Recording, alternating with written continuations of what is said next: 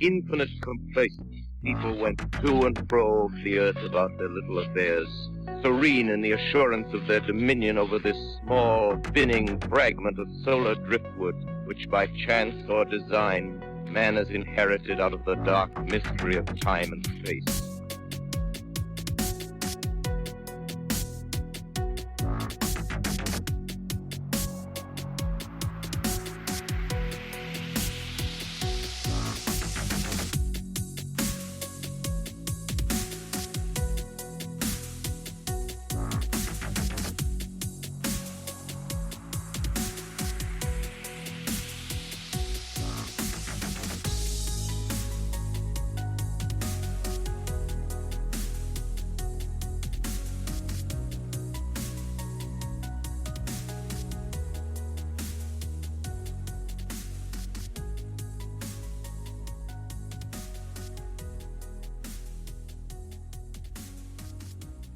Hey, it's good old boy Mike. This is good old boy Dave. From Sips, Suds, and Smokes. Sips, Suds, and Smokes covers wine, tea, coffee, distilled spirits, whiskey, scotch, beer, cigars. People whose first name starts with Q. Bad fake British accents. And we always take time to make fun of the people of Alabama.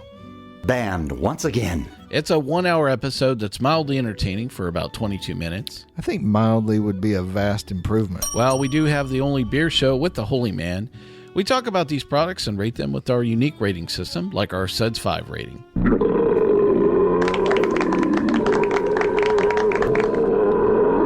Do you really have something better to do with your life for an hour than actually listen to this show?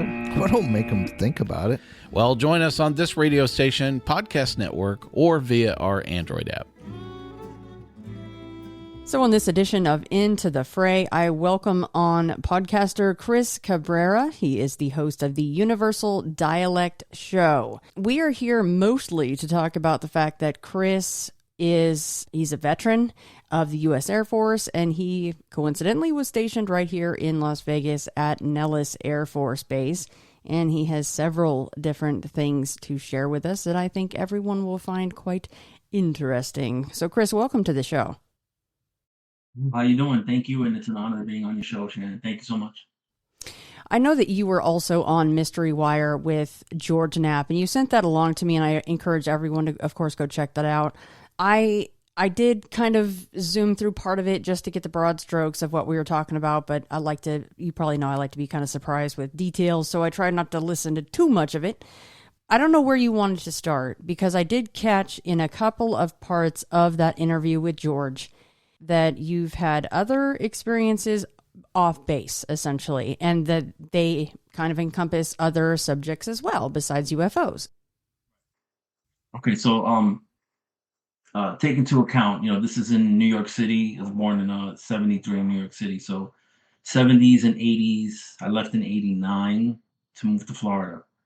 During that time, there was a lot of turmoil. People could look it up. Going through a recession, and particularly in New York, it was just bad. So as a kid growing up, I wasn't really a fan of like UFOs or any of that stuff. I wasn't into the paranormal, none of that. I was into sci-fi, comic books, ninjas, the typical stuff that 80s kids were into, sports, whatever. But I remember even as I don't want to say a baby, say more like a toddler, seeing like shadow sort of things. They call them shadow people, shadow beings, whatever. At nighttime, opening up the closet door, yelling for my mother to help or whatever. And, she would say, oh, there's no monsters under the bed sort of thing, no monsters in the closet. But these were experiences that I had. But my earliest experience that I remember encountering, like, let's say like beings, it's going to come off crazy, but this is a show where people, I guess, talk about crazy stuff. So I remember we living in the Bronx, and it was me, my mother, my stepfather at the time. My brother was born not too long before. He was probably at that age, probably 2 or 3, which would put me like at 5, 6. And then my older sister. So we were living in an apartment, and a lot of things went on there. There were times where I would go to sleep and I would wake up in the living room on the couch with my shirt turned inside out. And I would get yelled at, like, why are you, wearing your shirt inside out, or why are you sleeping in the, in the living room? So there was incident that lasted the whole time while we were at this one particular apartment complex, because I remember when we moved, it stopped happening, that particular sort of incident. Other things happened, but this particular incident where one night going to bed, because we had to go to school the next day, so my brother would go to bed in the room with me. His crib was in there, and my sister shared the room with us as well. But there were times, because she was older, she was allowed to sleep a little bit later, so she would stay in the living room, and sometimes she would break the rules and wind up staying later and wind up passing out. And so I remember being in the room and laying down in the bed and waking up probably right before the sun came up. And I couldn't move. I could open my eyes, I could look around the room, I could see my brother's crib, but I couldn't move. And I remember seeing these three beings in the corner of the room.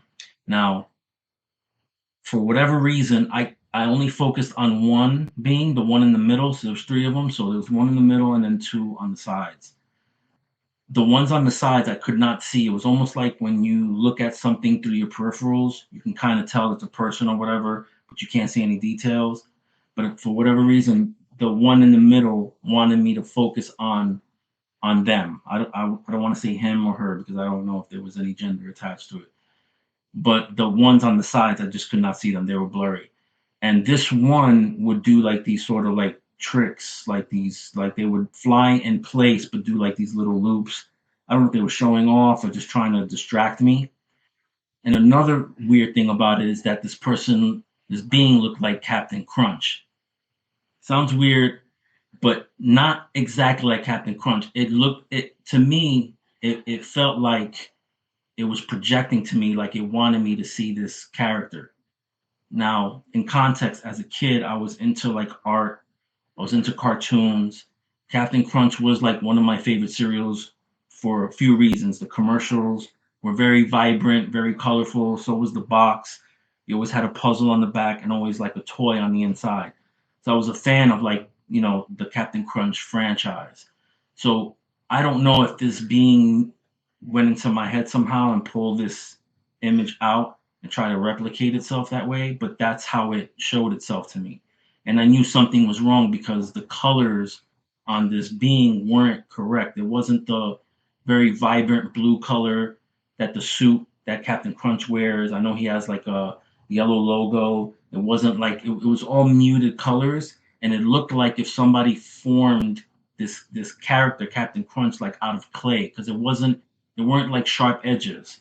I just knew it looked something like Captain Crunch. And this sort of thing would happen, like I said, for months living in this apartment. So that was kind of like my first introduction to, like, I guess, paranormal, so to speak. Did you mention these happenings to anybody? Yeah, but my upbringing, just in context, my upbringing wasn't the greatest. Grew up in an abusive household, me, my brother, and my sister. So I would imagine I brought it up, and probably we were told, or I was told, like, yeah, it's nothing, you're dreaming or whatever. Right. Well, that could not have been easy in a lot of ways then. No, it wasn't easy, but I'm an older person, so it's like been through therapy, blah blah blah. It's just a memory, but that's where like it kind of started. It seems like I've heard a lot that homes that have turmoil and the age range can be young or a little older or a lot older, but homes that have turmoil seem to attract these kinds of things, whether you want to call it poltergeist activity or alien activity, if they're separate or the same thing, who knows. But that seems to be the threads that I mentioned earlier. That seems to be a running thread that we could possibly make.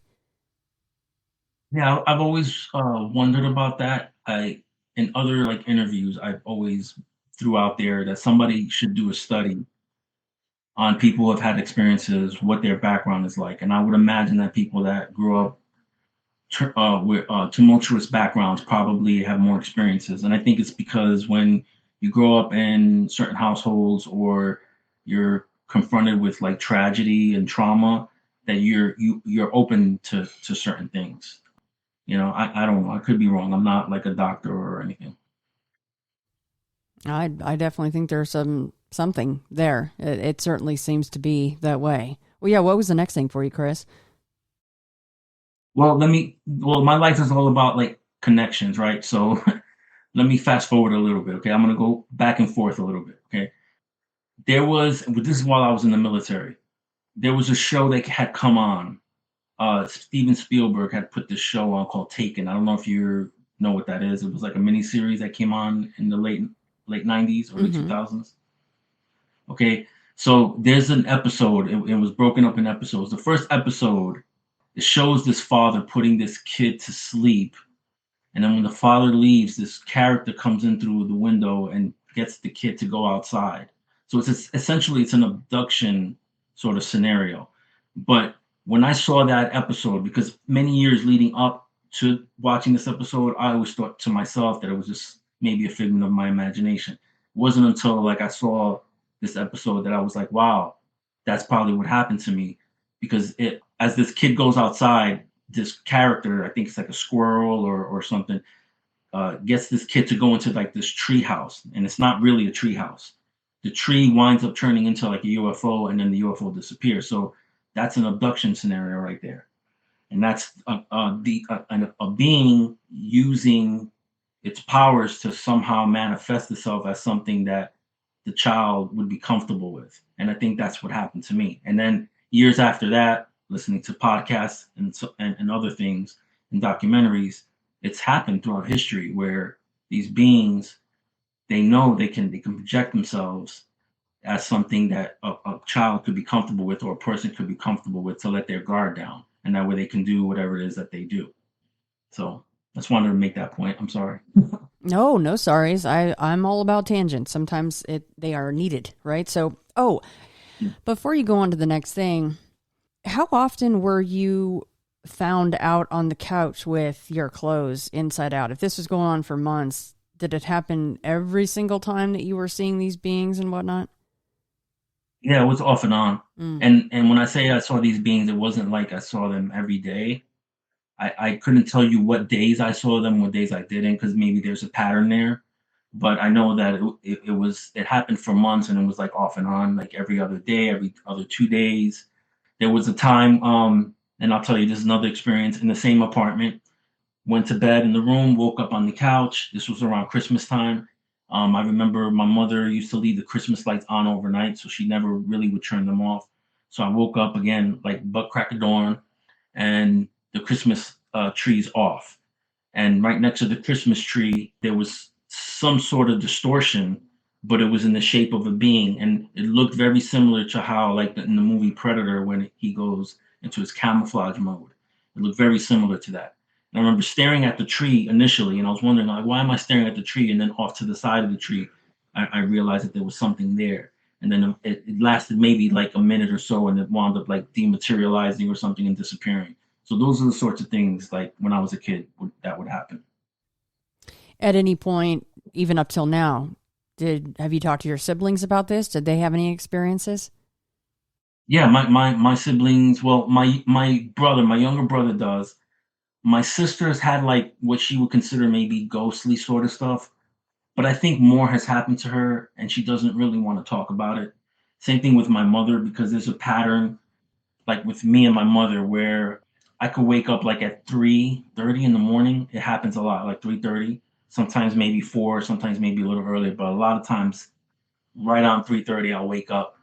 I'll feel uneasy, and then I'll wind up going into the living room and sleeping in the living room with the TV on. And this has been going on for years. And I noticed that my mom used to do that as well. And I've asked her, like, why does she do that? And she won't really get into it. She'll just tell me, oh, because I feel more comfortable in a more open space. But I believe that she's had experiences, and possibly my sister. But my brother, he's open with his experiences. So how about, and this is just conjecture, of course, on your part, but what about why it stopped? Because it sounds like it probably stopped all of a sudden. Have you thought about why that would be, as far as the timing goes, or what was going on in you guys' life? Probably because when we moved, they couldn't find me. Maybe, you know, I would guess. I mean, I don't know if the shadow things were connected to the beings, because the shadow things are constant in my life, as well as other things that have gone on in my life. Seeing stuff in the sky and having weird experiences. Which we'll get into.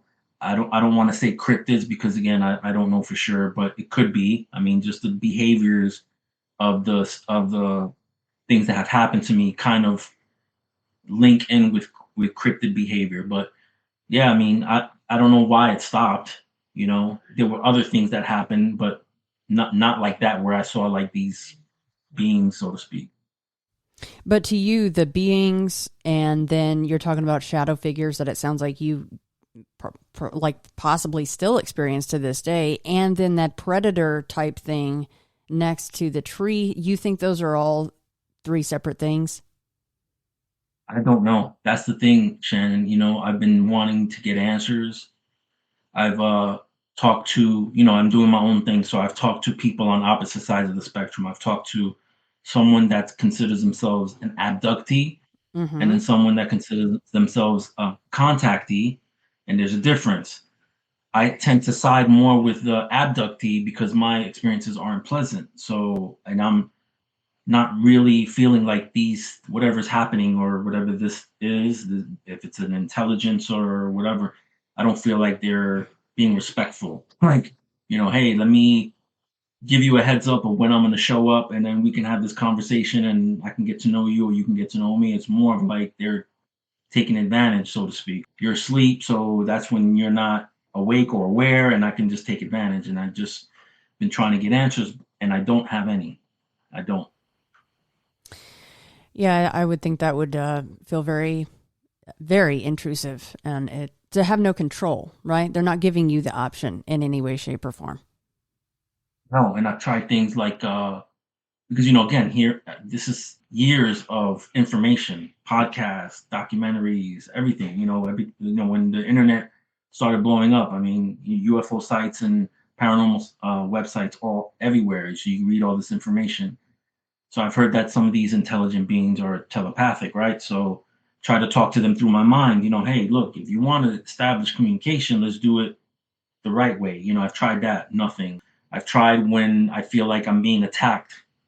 I curse them out, nothing. I'm like I'm not getting any sort of information. All I know is that these things are happening to me, and I'm at the point now where I'm kind of used to it, but I really would like answers.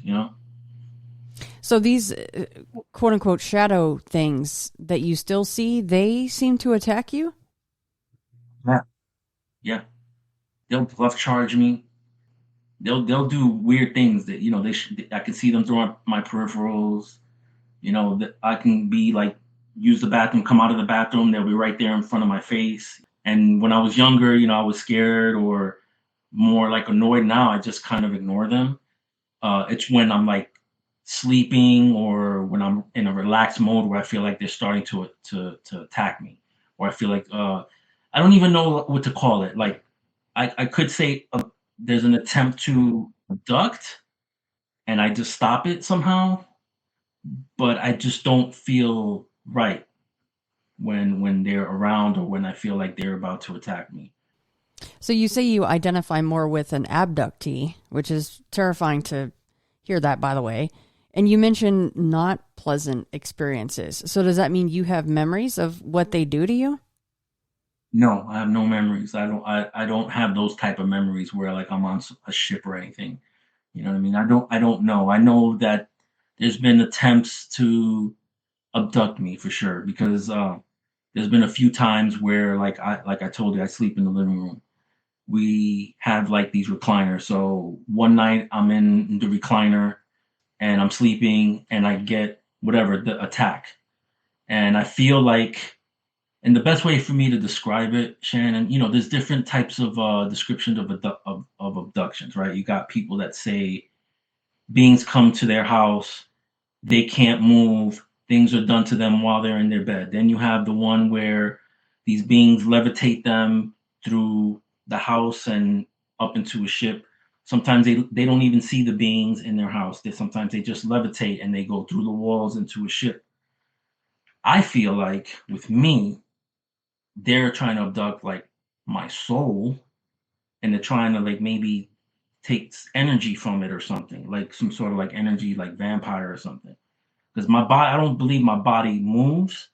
Maybe when I was younger, that's what they were doing, but As I got older, I don't think that that's what they're doing. I think they're just trying to take my soul, and I fight them back. So there was one time when I'm sleeping on the recliner, and I felt like I was levitating, and I'm fighting them off, like trying to wake up. And then when I wake up, I fall back onto the couch. So I was off probably a few feet off of the recliner. So they're making attempts to do that. And when was that experience? Well, it was probably like 3-4 years ago. Oh, that's very recent. Yeah, it's recent. It's recent. So it certainly knows right where you are. I mean, you say you moved and it didn't really go down anymore, but unless they're not seeming to change tactics all that much. Do you still find any clothing turned inside out? No. But I'll find scratches. My wife will tell me, "Oh, you scratched the back of your neck," or because I can't see the back of my neck, right? So she'll say, "Hey, you got a scratch in the back of your neck. What were you doing?" And I mean, at first I would chalk it up as to, oh, maybe I was, had an itch while I was half asleep and I scratched myself too hard. But I mean, I'll find certain injuries on my body. I've noticed also like my memory, like ever since I got out of the military, like my memory is like not that great for some reason. Like things that I should remember, I should know, I just don't. I struggle with it.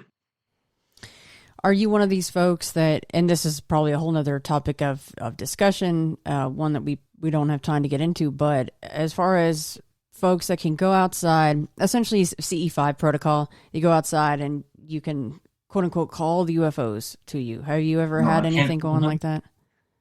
No, not where I call them, but I see them constantly around where I live. And that's always been, since I was a kid, I've always seen weird things in the sky. Actually, my first sighting is what got me into the paranormal, and that was when I was with my father at his house, at his apartment. This is in New York. I saw like a black cigar-shaped aerial object, because I don't want to call them UFOs in the sense of like they're hard, tangible sort of things, because I don't know. With all the information that's coming out now, there's no guarantee that all of these things in the sky are tangible, made with material. They could be plasma or whatever. There's different types of sightings out there. So I don't want to like definitively say, oh yeah, this is hard material. I just know that I see things in the sky. I'm not always alone when I see it. So I have witnesses from the Air Force, my wife and my kids, and we've all seen things. Not always nighttime. It's daytime sightings as well. So it's a mixed bag of things, essentially. And is it also a mixed bag of what kinds of sightings? Lights in the sky, and obviously you've seen a black cigar-shaped craft, so you're seeing crafts as well. I'm seeing things in the sky that, in my mind, it makes it tangible, but I don't know for sure that it is. I've seen what I call, one time I saw like this, what I call the NyQuil gel cap UFO, which was like this oval egg-shaped sort of UFO that had like a blue light inside, and it wasn't, it was emanating from the inside, but it wasn't shining outside of it, if that makes any sense. Mm-hmm. So the light wouldn't like beam down or shine on anything, cause any sort of reflection. The light was coming from inside of it. So I saw something like that. I've seen like what you would consider like a shield looking like UFO, not completely triangular, but it was like a gold one. And it was me and my family. We saw that together as a daytime sighting, not too far from my house. We lived at this house, as a matter of fact, for 9 years. So within the first 2 months, I had this daytime sighting, what you would consider Tic-Tac. They're calling them Tic-Tacs now, right? So this was something that was above my house. So I remember doing things around the house, cleaning the house, and we have this half moon window in our living room, and you can see a good portion of the sky. Not a lot of trees around where I live, so it's not like there's anything blocking me. So you see like the whole sky. I remember seeing like this ball of light, and I kept seeing it as I'm, walking through the house. I kept looking up at it. So I decided just to stand there and watch it for like a few minutes. So I'm watching it, and I noticed that it was like a tic-tac sort of shape. That's the best shape that I can compare it to. And then as I was watching it, I also noticed like this arm come out. And when I mean arm, I don't mean like a person's arm. I mean like a stick almost. kind of very similar to like, you know, how like you have those planes that refuel jets and the little arm comes out to give it fuel. Something very similar to that. And I remember watching it, and then all of a sudden I see like this fighter jet fly like below it, and it passes it. And then maybe half a minute later, another one comes by and passes it. And then a third one starts to come and pass it, and then it starts to move. So it wasn't moving the whole time. And I'm talking, this is like hours of me walking around the house looking up at this ball of light. It wasn't moving. And then when those jets started to fly under it, then it decided to start moving. So I go outside to go look at it even clearer, and it's gone. It's things like that that happen. Now, something like that that's been out there for hours, and the other things that you've mentioned that you've seen, that of course takes someone willing to report these types of things, which we know can be few and far between. But have you ever found any corroborating reports besides, you know, any family members that have seen it with you? But I mean, like once you go online and things like that, have you ever seen anything you're like, oh, I saw that. That's the exact same thing that I saw? No, I mean, I made a report to MUFON like many years ago of something that I saw. Actually, if you go to my YouTube, the first 3 videos that I've ever posted are UFO videos. When I lived in a town called Kissimmee outside of Orlando, and I remember reporting those UFO sightings to MUFON and never got a response back. But other than that, no, I've never went to look it up to see if anybody else saw it or not. Again, at this point, I'm kind of used to it, so I would imagine if people see it and it's on the, and more people report it, it'll probably wind up being on the news. But like to me, it's kind of like and I don't mean to be disrespectful to the topic, but it's kind of matter of fact at this point to me. Like I see things and it's like, oh, there's another thing. I experienced something and it's like, oh, there's another thing I experienced. So it's not that big of a deal, really.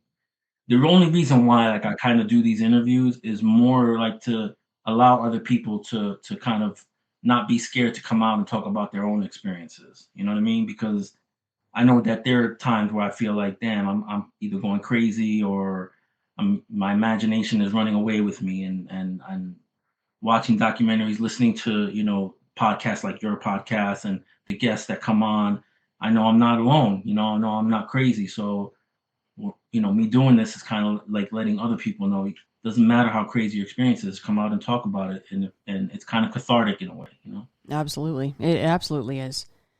So now this is a controversial subject, but have you ever considered, if you'd even want to do this, I wouldn't blame you if you said, hell no, I don't want to do this, but have you ever considered going under hypnosis to find out what little homies might be, you know, doing to you over all these years?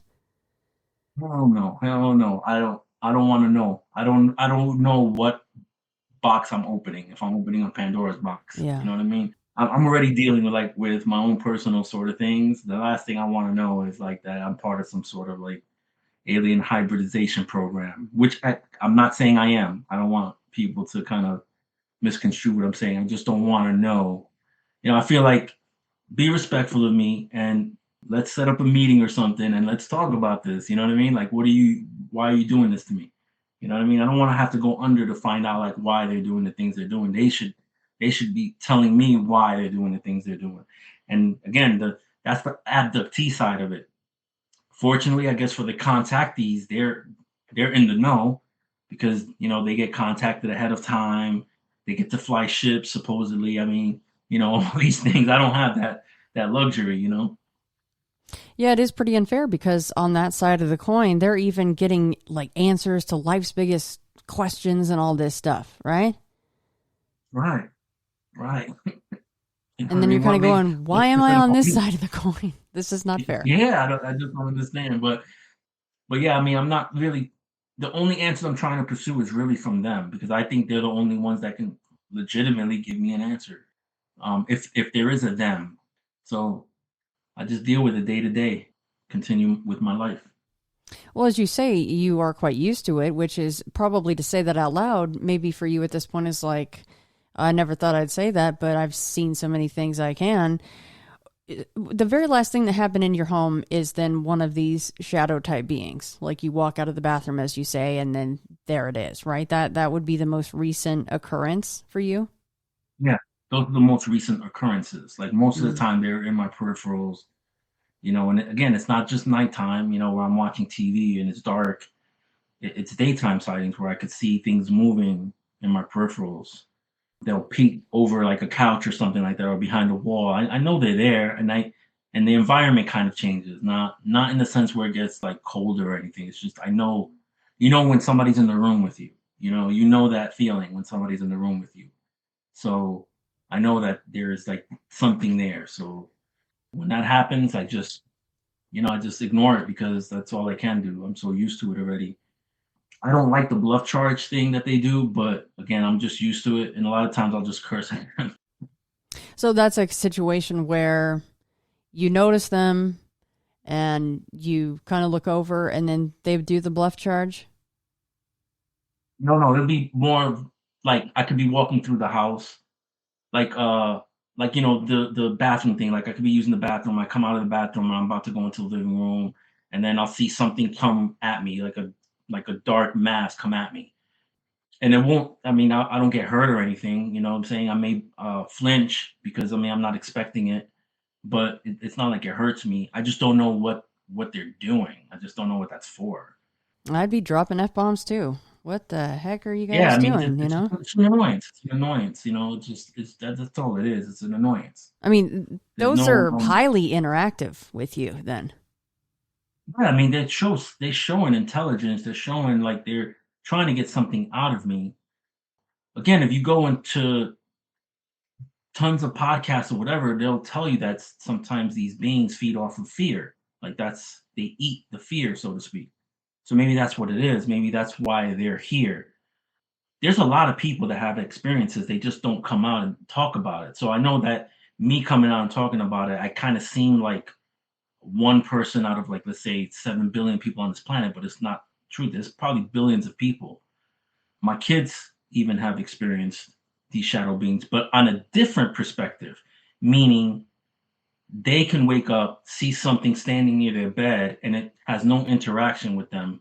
And they've even said that it's more of like observing them rather than interacting with them. So none of my kids have had negative experiences with these things. Only I have. But their upbringing's different than mine. Because of my upbringing, I changed things. You know what I'm saying, Shannon? Like I didn't follow down that same path. So I gave them a different life than me. So maybe that's it. I don't know.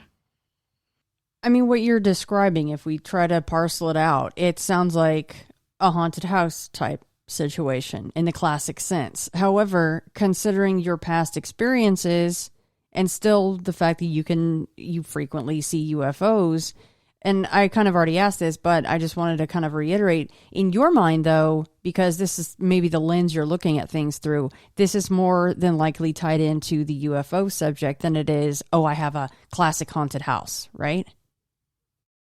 Well, that's the thing. It's a perspective, right? What are ghosts? What are demons? What are angels, right? Those are just labels, right? Like they all could be the same thing. Like when people talk about like paranormal, when I first started getting into it, paranormal to me was always ghosts. Always ghosts.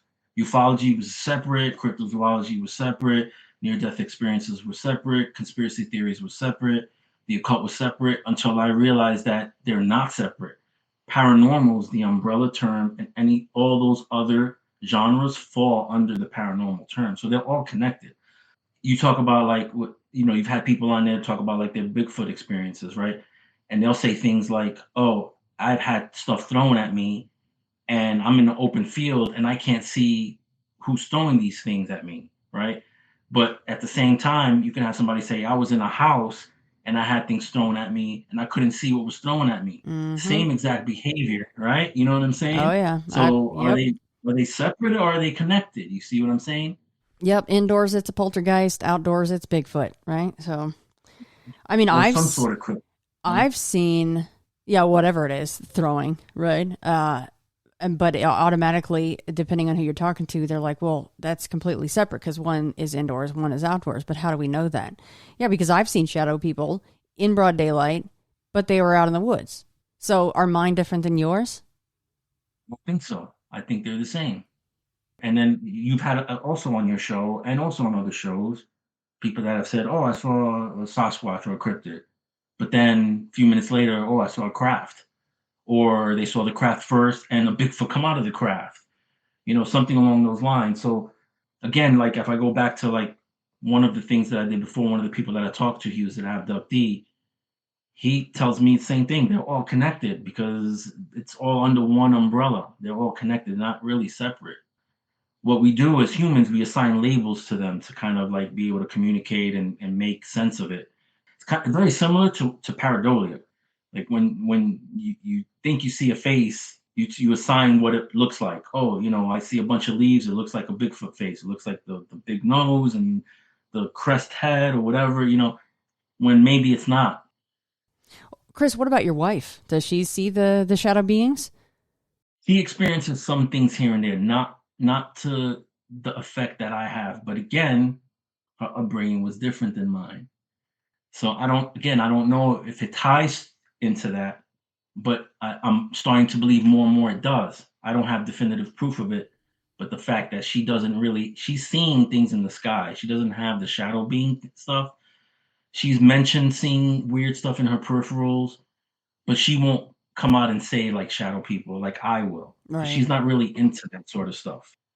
I'm pretty sure people that have had paranormal experiences, but they don't say paranormal. Like for whatever reason, they can't get those words out of their mouth. They'll say things like, "Oh, it was nothing," or "my imagination." But that they've experienced stuff.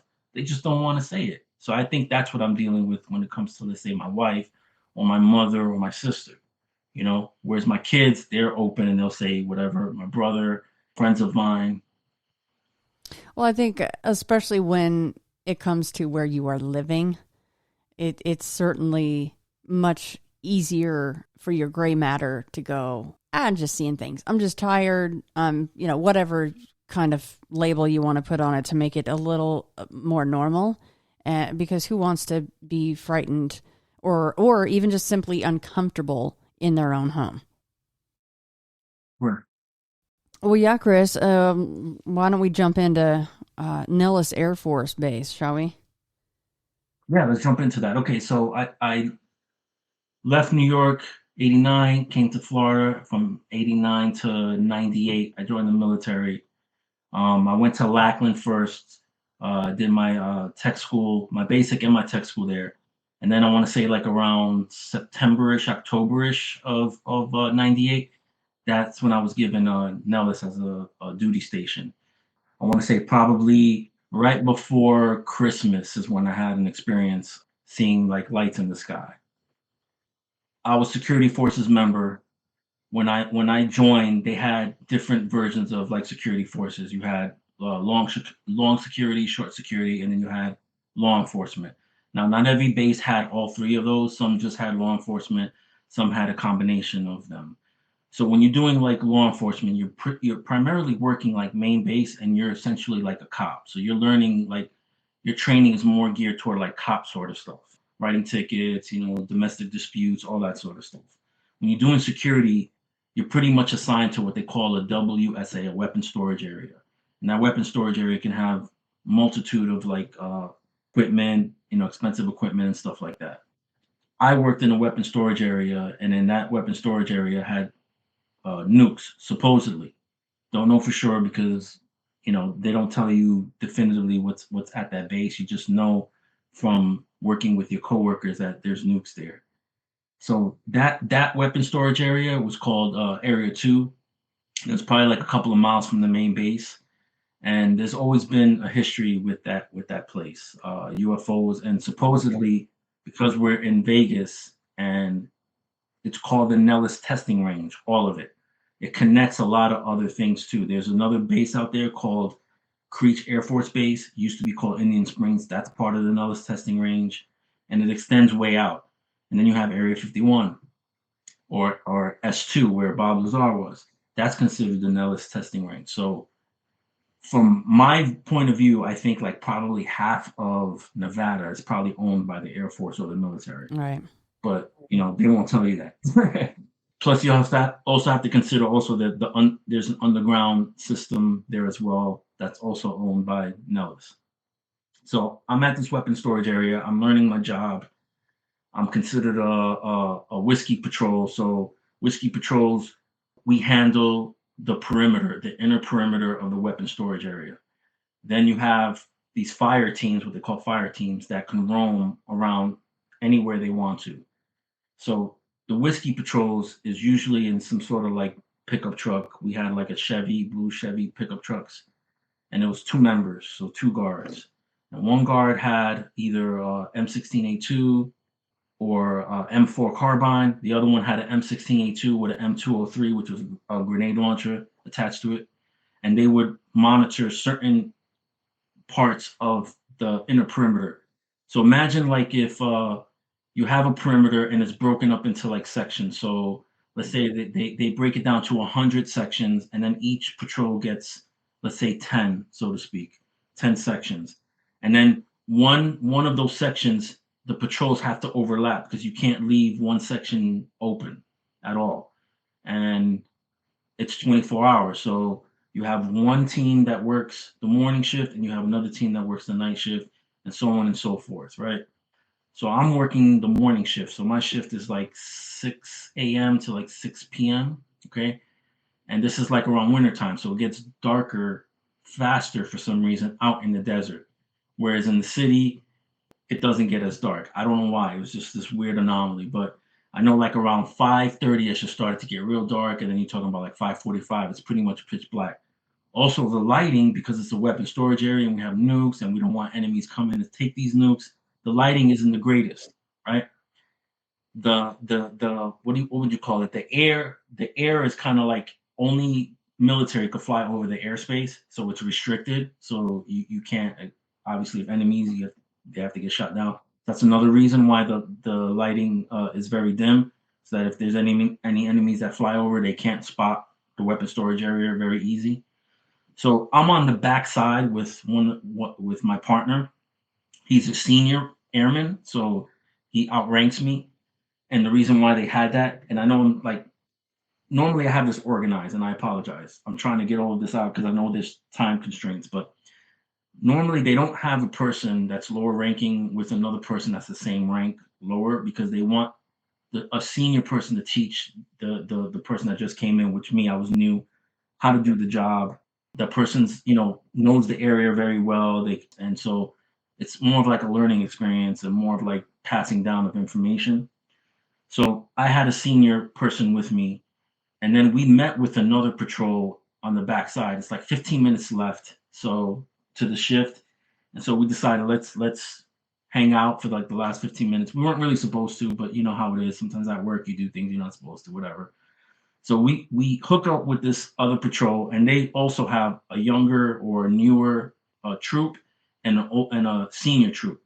So we're all on the backside and we're just hanging out. We're just talking, waiting for the shift change to happen for us to go home. And next thing you know, we see these series of lights out in the desert past the fence line in a triangular pattern. And it starts at the top, then the bottom left, and then the bottom right. And it does this like 3 times, and it lasts like probably like maybe 10 seconds at the most. And so we're frozen there, wondering what just happened. And the lights were so bright that it made the area seem like daytime almost. That's how bright they were. Now, our job is to call that in. But how do you call something like that in? So the senior person, the one that was with me, he decided to call it in. And there's a spot in the weapon storage area called control. In control, they receive all the calls, or they assign patrols to go to certain places to do certain things. So that's where all the calls get funneled into, using walkie-talkies. But also the flight chief, who I call like the head coach of like a football team, he runs the flight or the crew, tells them where to go. Like, he assigns them their duties and their posts. And then before the shift starts, he'll tell all of us like what our duties are, if there's any certain things that need to be accomplished. But his radio's on all the time, and he hears those same calls. So the person calls it in, the person that's with me, that there is these lights out in the desert. So control, not understanding what's going on, because again, the stuff normally didn't happen, ask them to repeat themselves, and they repeat themselves. And then the flight chief takes over and gets on the radio and says, "Don't move. Stay there. I'm going to come to you." And when he means I'm going to come to you, it's him. It's the officer who's assigned to the weapon storage area during that shift. Usually it's a lieutenant. And then the flight chief's assistant. They all come out. And then they ask us what happened. We tell them what happened. We point to where the lights came from. And then shift change completely got frozen, meaning no, there was not going to be any shift change. And that rarely happens, okay? So we're there waiting. They go out, do an investigation. They take one of the exterior patrols, which is what they call an Oscar patrol, out there. They don't find anything. They don't find any tire tracks. They don't find any footprints, nothing. They don't find anything. They come back, and then they reinstate the shift, right? But me, my partner, and the other patrol, we're told, don't go anywhere. Go to the flight chief's. Go straight to the flight chief's office. But first, we have to turn in our weapons. So we turn in our weapons. We go to the flight chief's office. We're given a paper to write a statement. We all write our statements down. And then one by one, each of us go into the flight chief's office to tell him what had happened. So I tell him what happened, my version, which should have been the same as everybody else's. Then he assembles all of us together in his office, and he tells us this never happened. We don't want you talking about it. And then essentially kind of threatens us, like if we talk about it, we're going to get discharged, or we're going to get sent to Leavenworth to do like hard labor.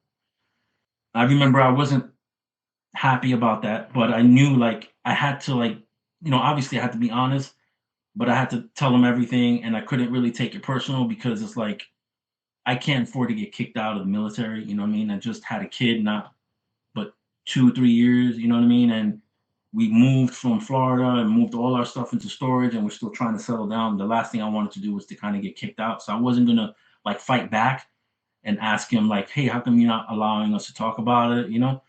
So I just was shut, kept quiet. Weird thing about it is we wrote these statements, and normally when something like that happens, there's a section of the military, or particularly the Air Force, called Office of Special Investigations. They call OSI, kind of like the FBI of the military. And normally they get involved, but we didn't hear anything from them.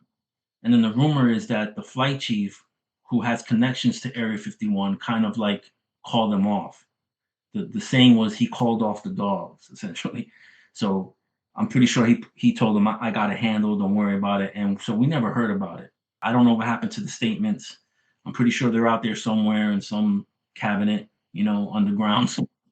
But never talked about it with the people that I worked with. Out of the 3 people that I witnessed this with, I became friends with one of them, during my time there at Nellis. And we hung out and we never talked about it. I don't know why. I wanted to bring it up, but something prevented me from talking to him about it, and he never brought it up to me. And we just kind of like lost contact. But that was like one of like a few incidents that happened there at Nellis. Maybe that was just that military mindset that was already so ingrained in you, right? That because it's not like an office situation where you guys can have water cooler talk. Everything's very partitioned out, and you have to be careful of what you say and who you talk to. Correct. So, Correct. Chris, can you estimate? I know it can be very difficult, but can you estimate how far the craft was from you guys? Can't estimate. All I can tell you is vaguely it wasn't far, because the lights touched us, so to speak. Like it kind of surrounded us. Mm-hmm. And it wasn't like super high. Like we didn't have to move our heads way up in the sky. It wasn't way up in the sky. It was probably about as high as the mountains out there. Like it was probably like mountaintop high. So I couldn't give you a definitive like estimation of like how far off the ground it was. I just know that it was close and it wasn't that high off the ground. I forgot to tell you that my mind, when I saw these lights, I wanted to make sense of it, and I wanted to see edges. I was able to see like this mass that was blocking out the stars, but I wasn't able to find edges of it. And I just didn't have enough time, because right after the incident happened and I'm trying to find the edges, it was gone. It disappeared. So I just wanted to throw that in there too, that there was something there because it was something was blocking out the stars. I just couldn't tell because the lights were in a triangular pattern, but not necessarily meaning that it was part of a craft that was or something that was triangular. You know what I mean? Right. I don't know what shape, whatever that was. So you guys are, your partner out there with you is making the call to the flight chief. When that is going on, the craft is still there? You're still looking at it? No, this is after. Okay. Like we saw the lights. I'm trying to make sense of what it is. I'm looking, I'm seeing a black mass blocking out the stars. And mind you, you're out there in the desert. The lighting in the weapon storage area is not bright. So you see every single star out there. And I'm talking, it's a blanket of stars. And you see them disappear behind the mountains because you can see the outline of the mountains. That's how many stars there are. You can see the actual outline of the mountains in the distance. So there's something up in the sky that's blocking out a large amount of stars out there. You know? Can you estimate size? I mean, is it the size of a bus in the sky, something like that, or is it much larger? No, much larger. Much larger. Okay, so did you guys get to essentially watch it, quote unquote, leave somehow, or did it blank out? How did that work? I hate using the word dematerialize, but that's essentially what it did. Okay. It was like it was there and then it just wasn't there. And there was no missing time because I tried thinking about that. Nobody mentioned time. We were told like by the flight chief that when we got home, because he knew I was married, so he figured that my wife would ask me why I was coming home late, just to say that we had some extra duties. So there was no time essentially mentioned, like missing time. So there was no missing time. It was just something that was there and then it just wasn't there. Did your partner there seem a little nervous about it? Oh, we were frozen. And I make this comment a lot. I felt like I could read their minds because they weren't talking. Nobody was really talking. The only talking that was done was one of the individuals said, "Should we call it in?" Asked, "Should we call it in?" And then the person I was with was like, "Yeah, we have to. It's our job." And then they called it in. But right after the incident happened, it was like silent, and I could kind of read their minds as to like them thinking like, "What the hell was that?" Well, yeah. What other incidents had gone on out there at Area 2? Okay, so when you work in the Air Force or just in the military in general, and you have a specific job, there's other jobs you can do that are within that realm. So security forces, there's other jobs. One of the other jobs is working in the armory. So in the armory, you are in a room filled with a whole bunch of weapons and equipment, like night vision goggles, etc. And your job is to, when the flight comes in to arm up, you have to arm them up. You have to give each person the equipment that they're assigned. You have to make sure that they're getting the equipment in great shape, so on and so forth. And then when they get on shift, the shift that's coming off to go home for the night, you receive their weapons and their equipment. You have to make sure they give it to you in the shape that it was given to them, so to speak. So that's essentially what my was one of my jobs. I wound up applying for it. I wound up getting it. So I was working in the armory, and I want to say this happened probably year and a half, 2 years later. And that job also is a 24/7 job. So when I come in, I'm relieving an armorer, and then when somebody comes in, they're relieving me, and so on and so forth. So we're supposed to have our radios on at all times just in case something goes down. Now, people come in late for whatever reasons, just like normal reasons, they can't find the babysitter or they had a doctor's appointment, so on and so forth. I was working the midnight shift. Normally, when a person comes in late, I'll get a call on the radio. "Hey, we have a troop coming in late, just giving you the heads up. They'll be there in like 2 minutes," right?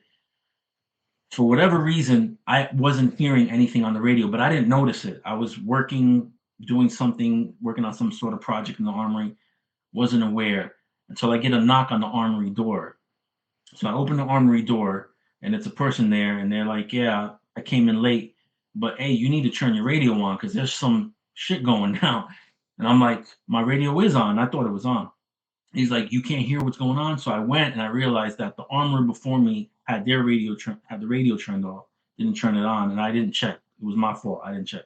When I turned it on, like all hell broke loose. You can hear chatter going back and forth, back and forth, back and forth. So basically what wound up happening is you had a patrol. They're sitting at one of the lines, or I guess you call it one of the sections. Something sits on the back of their truck. So it's a flatbed truck, and then there's a cab with the steering wheel, and you have the passenger side. But the cab is open. Not the cab. The flatbed part is open. It doesn't have a top to it. So something apparently sat down and made the back part go down a little bit. Like there was some weight put on the back of the truck. When the person looked in the rearview mirror, he saw nothing but like a black sort of like shape or figure jump off. And when this thing jumped off, it returned back to form. The truck did, and took off into the desert. So right away, they called it in. Now, every shift has to do what they call an exercise. Okay, the flight chief, or if the flight chief isn't there, his assistant. If his assistant isn't there, then the officer who's there has to do what they call an exercise, where we practice scenarios. Has to be done every shift. Sometimes, every once in a while, the flight chief may not do it. He may decide we're going to skip a day and we'll do 2 tomorrow, or so on and so forth. So when something like that happens, the first thought that goes through a troop's mind is this an exercise? Because he's thinking that they're not playing tricks, so to speak, but they're just trying to create a scenario to create an exercise. So he calls it in and asks if it's an exercise. And then the control is like, no, it's not an exercise. You need to go and check around your vehicle. Now, this is on one side of the weapon storage area where this call was made. On the other side of a weapon storage area, another patrol calls in, hey, is there an exercise going on? Because I see 2 people running through the desert. We can't see what they look like. We just see people running through the desert. And then that's when the crap hit the fan. And then on the radio, on my end, all I'm hearing is chatter back and forth. The flight chief saying, yeah, we got this individual pinned in this building. And then for whatever reason, they go into the building. There's nobody there. Someone saying that there was a series of vehicles parked and that something jumped between some vehicles. And when they shined the flashlights in there, they couldn't find anything. And this went on literally for like 2 or 3 hours. So that was another incident that had gone on. And from what I understand, that had happened even before.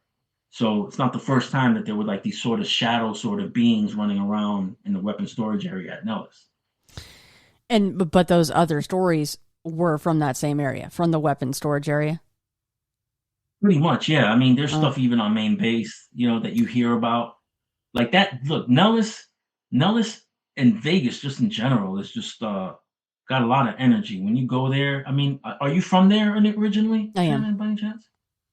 Okay, yeah. so there's an energy in Vegas. It's not all positive. So there's things that go on. The first UFO video that I ever saw was out of Area 51. It's an old 1980s video of this shape-shifting UFO above Nellis Air Force Base. So there's been things going on. Have you ever heard of Catman by any chance? Specifically here in regards to Vegas? Yeah. No. To Nellis Air Force Base. No. Yeah. Let me hear about that. Yeah. You want to hear about that? Yeah, heck yeah. So just to give you a heads up, I've been trying to find people to talk about it.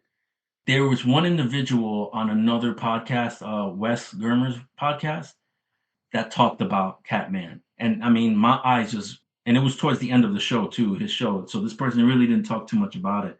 But supposedly there's this creature. There's a lot of rumors of how this creature exists or whatever. I don't really want to get into that part, but it's supposedly there's this creature there called Catman that roams the Nellis Air Force area. It also extends out to Indian Springs and also extends out to these other Snake Mountain, I believe. Is there Snake Mountain out there? There's Sheep Mountains Sheep Range would be pretty close to Nellis, out north there. Yeah, it extends all the way out there, and that also has to do with like the underground system as well. So there's this cryptid. Now, my honest opinion, Shannon, I believe they call it Catman because maybe of how it looks, obviously, but I think it's actually a dog man. I think it's misidentified. I think it's a misidentified dog man. But I haven't found many people that knows about it. Just only I've heard a few inklings here and there, particularly with Vegas. There are cat-like cryptids out there, but they're not the same as the Catman that's in Nellis. So if you think it's a misidentified dogman, then that and it's running around that particular area, that would feed more into the conspiracy theory that Dogman was created by the military somehow, right? Correct. Because one of the stories is that this Catman is a hybrid creature. It's part of a hybridization program to create like a weapon. So, not to go into too much detail, but the story that I heard was that it was created at Area 51 and it broke out and it got loose. But there might not be only one. There might be more. There's I think his name is Mike Veach. There is a snake mountain out there in the Vegas area. You talking about he went out there. Kenny Veach. Kenny Veach, yeah. So you know the story. I don't want to get into it if you don't want to. No, that's okay. I had a guy on for 2 episodes that we talked all about the M Cave and Kenny Veach. Absolutely, yeah. Continue. Yeah. So nothing's coincidence. So I believe everything's connected. Okay, so there's a storage room at the weapon storage area at Nellis.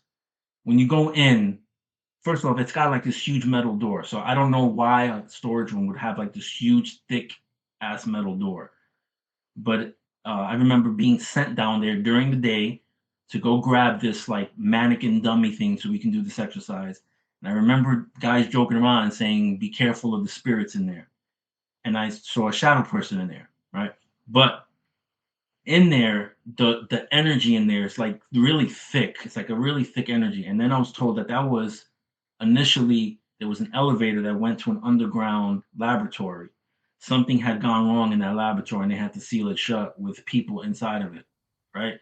Wow. Again, these are the stories. I can't say that they're true or not. I don't know. I haven't done the investigation on it. But I've heard it from enough people that I trust to believe that it's true. Like I know if somebody's joking and they're pulling my leg or whatever, or they're trying to just rile me up or whatever, or just making attempts to just mess with me. And then I know when people are just being truthful and honest. So supposedly there's an underground system all throughout, not just Vegas or Nevada, but there's an underground system throughout the whole world that the government has tapped into. Again, not trying to go into too far into it, but I'm pretty sure you've heard this. And part of that underground system goes to Creech, Nellis, and Snake Mountain, where Kenny Veach was at. And supposedly there's caves that lead down into these underground systems, okay? Now, Kenny Veach, as you probably know, said that he found this cave, but I don't believe he went in. I believe he said he felt something weird and he wound up leaving. And listening to other people talk about it, it's very similar to, what do they call that? Or when the Bigfoot does the sound? Infrasound. That infrasound. So it's a possibility that there's like cryptids out there running through these caves and could be guarding these caves. Maybe they were created to guard these caves so that nobody goes in there. And maybe Kenny Veach went out there again because supposedly he was challenged by some of the viewers. Mm-hmm. They didn't believe that the cave existed, and he went back out there to prove them wrong. And maybe he got taken by one of them. Yeah, maybe he unfortunately did find the cave again, right? And then did go in a little further and had a lot more happen that time. Right. So there's a lot of mysteries out there, as you know, in Vegas and in Nevada in general. You just have to figure out what's real and what's not. And if you're willing to go on these investigations and put essentially your life on the line, that's the only way you really can find out. Yeah, where Kenny went, I mean, it is hell and gone from anything and everything. It's like and he was a seasoned hiker, and I think it took him somewhere around 5 or 6 hours from his truck, and that's after, driving however long he drove in his truck to park and then walk that far back by himself. So, I mean, goodness only knows what happened to Kenny, but that is something that I've always wanted to try to to figure out. I know that George Knapp, that's another one that he finds extremely interesting as well. But this whole underground system, anything like that fascinates me. But what you said about what that area was before, right? The area at the steel door, and that it used to be a laboratory, and that possibly, right? You use the word possibly. You're very careful with that people were sealed down there because something went bad. That is, I mean, that's horrible, but also extremely fascinating. What the hell happened? Yeah, it was supposedly they were working on something down there, but I don't think it was the hybridization program. I think Right. it was something else. In the area, there's these culverts, and we're told that those culverts lead outside of the weapon storage area. But I know for a fact that they don't all lead out; they lead down. So what are they leading down into, right? So, and if you again, people do the research, they'll find out that I think in Colorado, if I'm not mistaken, or it could be New Mexico, there the Dulce system. There's culverts there that lead down into the ground. Where are those vents going into? If there's not an underground system, why would they put vents going down into the ground? Right? There has to be some sort of system going on. So it's the same thing at Nellis. There's these culverts that don't only lead outward toward the desert, they lead down into the ground somewhere. So there's definitely an underground system there. Plus, when I first started and I was what they call a sentry, SENTRY, a guard, I had one time I was put on Oscar Patrol, which was the outer perimeter patrol. Okay, so I was with a staff sergeant. He said, let me show you something. So I was like, okay, cool. So we drove maybe 20, 30 minutes away from Area 2. We weren't supposed to. And he took me to like this really weird sort of path or trail. And then there's like this part where there's the side of this mountainside, and they look like honeycombs on the side of the mountain. So imagine like a honeycomb system where bees would put their larvae and the honey and all that, but imagine like on a bigger scale. And it didn't look like it was natural. It looked like it was like carved in there. And that's out there. Not a lot of people know about it. That there's like these sort of weird like honeycomb sort of like a system. And we didn't drive up to it, like right up to it. We were at a distance, and he was like, look at that. He's like, we found this like years ago.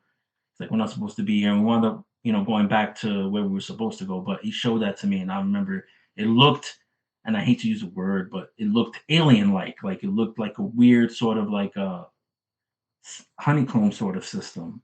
Each one of the holes led into something. And was this still technically? This wouldn't be technically on quote unquote on base, right? I mean, still, as you say, still government Not land, but not on base. Okay, it's government land, but it's not on base. Like people are not allowed there. We've had incidents where we've had like dirt bikers up in the mountains. You can hear them sometimes, and we have to send a patrol out there to tell them to leave. There's a bluff. Okay, so when I first started, there's this bluff that oversees the backside of Area 2. If you look up Area 2 online and select images, there's an image where you'll see Area 2 from the backside of it. That image was either taken by a security forces member or somebody who wasn't supposed to be there that rode up on that bluff and took a picture. That bluff, that whole area was restricted by non-military members. So somebody went up there and took that picture. So there's things like that all around the base, these little culverts, these little like paths and little systems. The backside also, during the daytime, if you look out in the desert, if you're in the backside of Area 2 and you look out in the desert, you'll see plumes of smoke. And I asked somebody one day, what is that? What's those plumes of smoke? And they said, there's a gypsum plant out there. And I was like, what's a gypsum plant? And supposedly gypsum is like the sort of like mineral ore that they use to make everyday products and stuff. Like they turn it into like stuff that they can make products with. But you can see that way out there. And it's nowhere. Like it's out nowhere, deep in the desert. Like, why is there a gypsum plant way out there? So you wonder what goes on in that area, so to speak. Well, and just going back to the armory with that shadow being, whatever we want to call it, that's extremely interactive. And it was essentially playing this cat and mouse game with everybody and with people that are heavily armed and on edge because that's their job to be.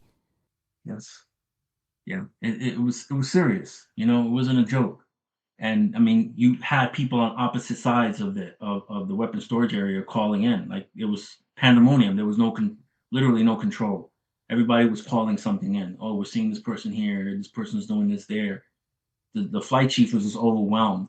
And by the way, after the incident that happened between me and the troops, they also called the flights that were involved, meaning the flight that was on shift, right? This flight that I was part of, and the flight that was about to come in. They assembled them and told them not to talk about it. And then when this incident happened, same thing. They called me in and told me, because they knew I was there. I was in the armory. Mm-hmm. They told me, never happened. Don't talk about it. And they told both flights that were involved, don't talk about it. It never happened. So obviously they're covering something up, right? I mean, if it is a trespasser, no matter what it is, right? Human or not, but it's a huge deal. If you have something or someone on base and it's a trespasser, that is a huge deal. And then for you guys not to be able to talk about it, that must have just been like, what? What do you mean? Yeah, I mean, nobody questions. You can't. Right. Yeah, you can't. Question. Yeah, unless you want to pack your bags, right? Exactly. Well, what about, did you ever hear any other rumors of strange goings on base? I mean, tons. I mean, and look, when you join when you sign up for military and you go to a base, not everybody at that base has been only at that base. You have people coming in and out all the time. So I've heard stories from people at that base and at other bases, like weird things. What I call the Men in Black incident. There's stories like that. There's tons of different stories. So, okay, so the person that told me about the Catman thing, he told me that he was working at the weapon storage area. This is before I even got there. He was with his partner, who was a senior person, was a staff sergeant at the time. That staff sergeant wound up being my supervisor when I got the job in the Armory. But I didn't know this incident had happened until years later, right? So this person, let's call him Toby. I don't want to give his real name up. Person Toby told me he was working the night shift with the supervisor that was mine, right? They were sit above, like, because the weapon storage area, you have like these above ground, what they call silos, and that's where they stick the nukes or whatever equipment in there. But you can drive up on top of them because there was enough ground that you can drive up on it. So they drove up on one of them and they were just there hanging out, whatever. They wound up looking at this one source of light. It looked like a star at a distance. They're looking at it. And all of a sudden the star starts to move and it moves over their truck, but way up in the sky. They couldn't see any details. All they know is they see a ball of light. It's there, it's not moving, and all of a sudden it starts to move and it's over their vehicle. So the senior person, the staff sergeant, tells the other guy, we didn't see this, right? He's like telling him, we didn't see this, right? And he's like, yeah, we didn't see this. He's like, all right, I'm going to move right now. So they wound up moving and they wound up moving to another spot. But things like that happened all the time. The individual that got me started on opening up about this, he's a ufologist. He's very well known. His name is Robert Hastings. Shout out to him. Love the dude. He's fantastic. He's the one that started me on all this because his thing is he's looking for people in the military that have had experiences. So when I told him my story, he really, was interested in it. And ever since then, I've been helping him here and there with information. But he had sent me like a Word document of people that had contacted him initially to open up and talk to him about stuff. And they did talk to him about stuff. But then for whatever reason, they decided, I don't want to be a part of your project. Don't tell the story and don't give my name. But he still had notes and he sent me those notes. So there was an individual that while I was getting out of the military in 2002, this person was just getting in. And in the weapon storage area, there was a sequence of days where every single troop would look at this one area in the back part of the weapon storage area, like in the sky, and they sensed that something was there. They don't know why, but they sensed that something was there. And then one night, all of a sudden, this one ball of light just turns on, and it was on for like, and I mean turn on, not like a light switch, but it just made itself available, so to speak. It showed itself, and it was there for hours.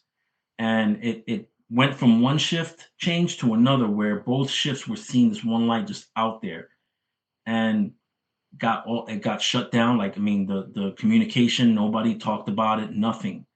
Like, it was hush hush, swept under the rug. But it's these sorts of things like constantly happen out there at Nellis. So it's not like new. Nothing was new. Nothing was really surprising, so to speak. There's probably records of tons and tons of incidents that have happened out there. Sure makes you wonder, what is the point of that whole thing? What is the point of that craft, or whatever in the world it is, but for lack of a better term, craft? What is the point of it essentially sending out this conscious or subconscious message like, hey, I'm here, you can't see me, but I'm here. And then after a certain amount of time, it decides to, as you say, show off, like, here I am. What is the point of that? I don't think anybody's ever going to know, Shannon. I think we've been dealing with this for centuries, and there's been really no answers. I mean, that's what this show is for, right? Is to get people's experiences and hopefully find answers. You know, that's why I do what I do, you know, to, you know, hopefully find answers. But nobody really has any. People that come out and say that they have the answer, I don't know if I really trust them that much, you know? Yeah, no, I completely agree. I mean, it's all about trying to take these little tiny puzzle pieces and try to fit them in this massive thing. But I feel like the puzzle's about as big as the universe right now, and we're not getting it. Right. Well, I love these stories, especially the local ones. I don't get a whole lot of those, so anybody that goes, hey, I got some stories from your area, pretty incredible. I hope that anybody that has any corroborating reports, or if you heard anything similar to what we talked about today, please get in touch with me. That way I can forward that information to Chris. Chris, let everybody know where to find you and your show, of course. It's a Universal Dialect show. It's on YouTube. You can just look up the Universal Dialect show. You should see that. I'm also on BitChute. I'm on Anchor and also on Spotify. Yeah. We didn't even get into the cryptid stuff, but it's okay. Maybe another time. No. Yeah, I completely forgot about the cryptid stuff. No, get after it. I want to hear that too. You sure? Oh, heck All yeah. right. You betcha. Okay, so I'll tell you two. They're not very long, okay? This is 1989. This lasted from 89 to 90. So put into context, I'm a city kid. I come from New York City. My mother decides to move me and my brother to Florida. We moved to Kissimmee, Florida, which is like a small town on the outskirts of Orlando. Now, back then in '89, it wasn't developed like how it is now. And Florida in general, I don't know if you've ever been to Florida, there's a lot of patches of swampland until you get to like Everglades, or you get to, let's say, someplace like Ocala National Park where there's vast swamps and forest, right? It was a culture shock to both my brother and I. We didn't have our licenses, so we had to walk everywhere, especially to school. At this time, I'm in high school. So of all the general education schools, high school starts the earliest. It usually starts like at 7 or like around 7 in the morning. So in order for me to get to school without having a vehicle, I had to walk.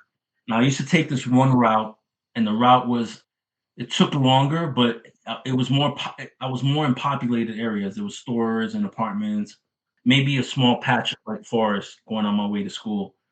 But I was showing up late too much, and I was starting to get in trouble. So I had to find an alternative route. And I was told that there was a different route, that I could take a shortcut. So I wound up taking this short route. But the problem was, in Florida, there's not a lot of sidewalks like there is in New York City. So you're walking on patches of grass. And since it rains a lot in Florida, you're dealing with a lot of mud. So you're trying to get to where you need to go fast, but you're also trying to avoid stepping in puddles, because the last thing you want, or the last thing I wanted, was to go to school with soggy sneakers and socks. It is like the worst feeling in the world. So I had to carefully walk these patches of grass. And so you have a patch of grass, which is probably maybe 5 to 7 feet wide. Then you have like a small little like retention sort of area, like this dip, maybe like 2 feet, maybe 4 feet at the most. Then it comes back up. And then you have nothing but solid, almost like a solid wall of like swamplands and forests. Okay. So being that I'm new here and I'm talking to the locals, they would tell me be careful, because you have wild animals in there. Sometimes gators, because of the retention ponds and stuff inside these heavily swamped forest areas. There's retention ponds and stuff, and gators sometimes will come out into the street to grab like roadkill or whatever and bring it back. So this was like super early in the morning, and this incident lasted probably like 3 or 4 months, and it didn't happen right away. So I want to say, like, I'm walking to school and I hit this patch of forest where it's on let's say my left side. You have a street, a two-way street, and then on the other side, another 5 foot patch of grass, sort of sidewalk, whatever, and then more like swamplands on the other side. So there's no place for me to run. If something goes down, I'm stuck. I can only go forward or go backwards. And I started to notice that I hear like branches snapping and something pacing me or following the path that I'm taking as I'm going to school. And that's all that happened initially, was just that, just something pacing me and following me. And of course, mind's playing tricks on me, like, oh, is this like a Florida panther? Is this a gator, a wild dog, a homeless person? Because I was also told that sometimes homeless people would set up encampments in some of these, heavily forested areas. But after a while, I realized, like, okay, if this was like a homeless person, why would they follow me every day on the same path and not say something or not do something? I was always expecting something to happen. Okay.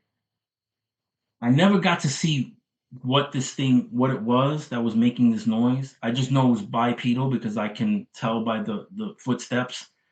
And yeah, I'm from the city, and there's no mountain lions or anything in New York City or anything. But you do have fall in the city, and you do have trees, and you can hear squirrels running on the leaves, pigeons, people's pets running, and people running on it. So I knew the difference of the sound of like smaller animals versus like humans walking on things. So this did not sound like a squirrel or raccoon or anything like that. It sounded more heavier. Now, I'm not going to say that I heard that the footsteps were causing the ground to shake at all. I didn't feel that. The fact that I'm in a swampy sort of area, Florida to me stunk anyway, so I couldn't tell you if there was a distinctive smell, because to me Florida stunk to me anyway. Right. So yeah, so to me it's just like something was following me. And then there were times where this thing would follow me, and then there would be like this open area, and I was told a lot of these open areas were like trails, and not to take any of those trails as shortcuts to get to, like, say, the other side, because sometimes these trails would lead you into like retention ponds where there were gators. So I was told never to go into any of those things, but they were wide enough that where if I'm walking and something's pacing me, eventually I would see it. But whatever this was knew not to walk and show itself. So I would be scared, like, when I hit these open areas, because I'm like, I'm about to see what the hell this thing is, who it is, whatever, but it would never show itself. And it would stop there. Or it would go around the open area and then continue pacing me. So whatever this was had intelligence. Okay. So this happened, like I said, for a couple of months until I wound up getting like a Walkman. And then I still walked this path, but I couldn't hear anything. So in my mind, I'm like, if something's gonna get me, it's gonna get me. There's nothing I can do. I can't run. There's no place for me to run. If I run in the street, I'm gonna get hit by a car. Which at that time in the morning, there weren't a lot of vehicles coming back and forth, which is another thing. Who's gonna help me? Because there wasn't a lot of vehicles. So that wound up happening until I eventually took a totally different path. And then it stopped because I just wasn't going on that path. So that's one of the incidents. Now, it's not sexy because it's like there's no, grunts or whoops or anything that were happening. I didn't hear any of that. All I heard was like branches snapping, something pacing me, something smart enough to know not to show itself in an opening and go around it. But that was one incident. So did that, like once you got on, I don't know if you made a turn or, if this was a straight shot, whatever the case was, but so this happened every single time you'd walk to school on this path. Did it start every day at the same part of this walk? It didn't happen every time. It happened like every maybe other day. And it wasn't like I said, it didn't happen like, let's say, every week, really. It happened like, this happened for like maybe 2 months at the most, and it happened maybe 2 times 1 week, one time 1 week, maybe 3 times another. It wasn't always, and it didn't always start the same place. I just know that there was a point where that foresty area would end, and then you would get into where there was houses. So whatever it was knew that, okay, I have to stop here because if not, I'm going to wind up showing myself. So it had to stop. If not, I mean, it was just going to walk through somebody's backyard, essentially. So. Well, I don't blame you, though. You're like, screw it. I mean, if it's going to get me, it's going to get me. I'm going to put the Walkman on so I'm not so stressed out. Yeah, I had no choice. I mean, I had to go to school. I'm so far from my house at that time. At that point, there's no place. I'm only going forward or backward. I can run across the street to the other side, but where am I going? I mean, there's nothing but forest on that end. So if it was like a gator, or I'm done anyway. That's it. There's nothing I can do. I have to fight. If it's like a homeless person, I'm fighting that person. So you got another possible cryptid experience? Yeah, this one is crazy. Okay, so fast forward like 3 years later, I'm working at this family-owned supermarket, and it's going towards like Disney, right, in Orlando. Like, it's not really in Orlando; it's Lake Buena Vista, the area. But it was a family-owned company that I guess they brought the Goodings franchise, because the name of the supermarket was called Goodings, and it was geared more towards tourists, because you're talking about like a box of cereal for like $8, So anyway, I'm working at this supermarket, and my shift was primarily the day shift. So I worked like probably from like 7 in the morning to like probably like 5. And then another shift would come in and do the night shift till about like 10 or something like that, right? So the night shift primarily handled like the trash, throwing out the trash from the whole day. And so behind the supermarket was, I believe, nature preserve, because it was heavily like forested, and it was really deep. And again, even if you drive in Florida now, and the most populated areas, there's patches of thick forest here and there. So, if you're into the topic of like cryptids, something could possibly be living in these little patches, right? But back then, I mean, it wasn't as developed, as I said. So you had a lot more area of forested or swampy areas. So when you go to the back where the trash can was, it was one of those big square trash boxes that had the lids that you had to open up. There was enough space for like a garbage truck to drive back there and pick up the garbage and then drive back out, right?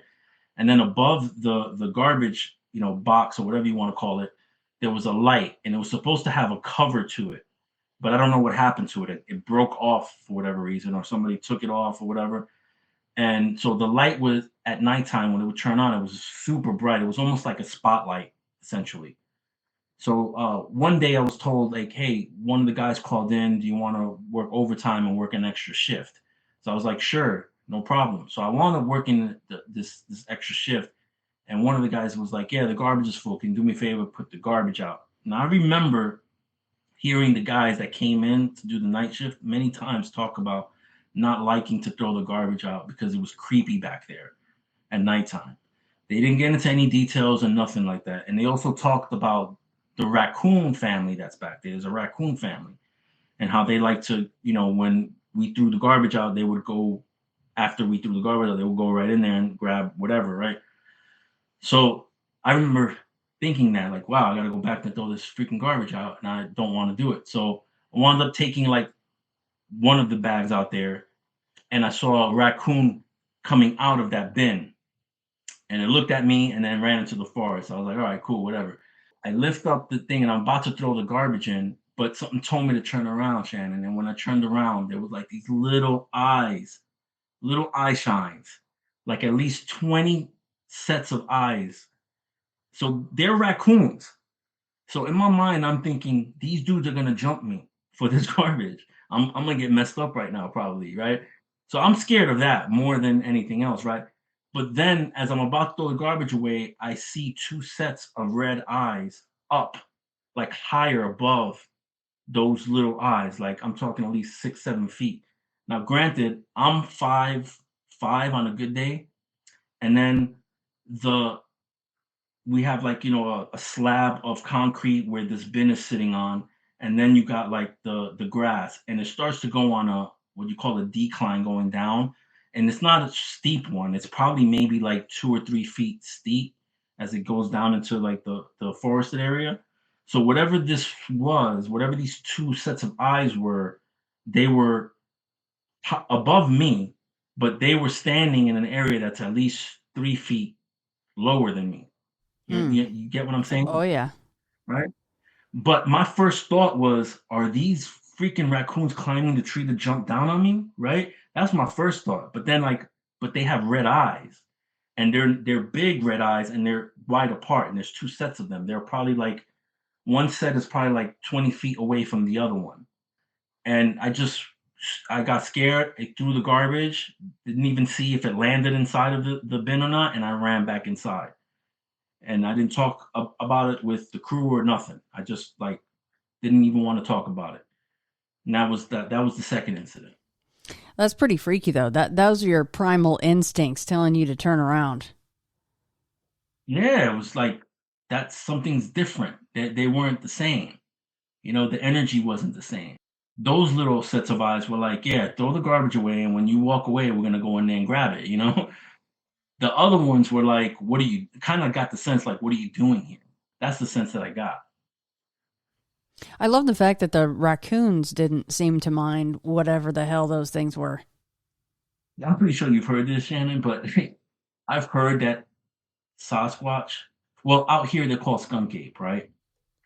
That they kind of form a bond with some of the animals, and they have the animals doing their bidding in a way, or they'll share with some of these animals.